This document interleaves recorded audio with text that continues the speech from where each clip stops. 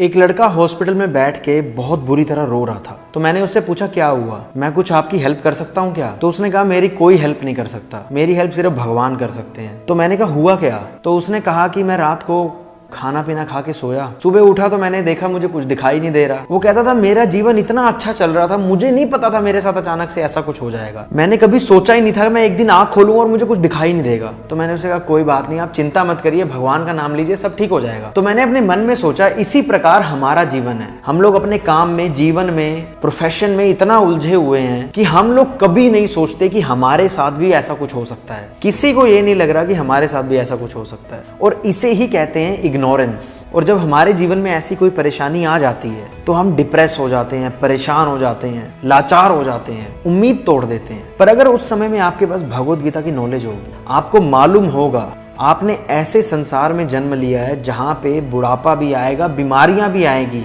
और मृत्यु भी आएगी, तो शायद आप इतना डिस्टर्ब नहीं होंगे प्रॉब्लम के वक्त में।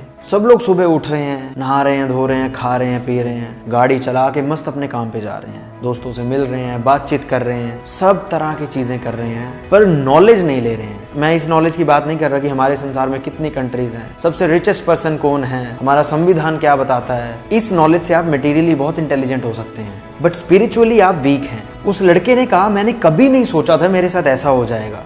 मैं अपनी लाइफ एंजॉय कर रहा था, मैं अपनी लाइफ में पूरा बिजी था। मुझे नहीं पता था अचानक से मैं एक दिन उठूंगा और मुझे कुछ दिखेगा ही नहीं। मेरी आंखों के सामने बिल्कुल अंधेरा है, मेरे होश उड़ चुके हैं, मुझे कुछ नहीं समझ आ रहा मेरे साथ क्या हो गया है। पर एक चीज है, हम लोग भी अपनी लाइफ में इतना बिजी हैं, इतना उलझे हुए हैं कि हमारे साथ भी जैसे ही ऐसी कोई प्रॉब्लम होती है तो हम भी बहुत डिप्रेस होंगे, बहुत रोएंगे, और ऐसा महसूस होगा जैसे पैरों के नीचे से जमीन ही खिसक गई है।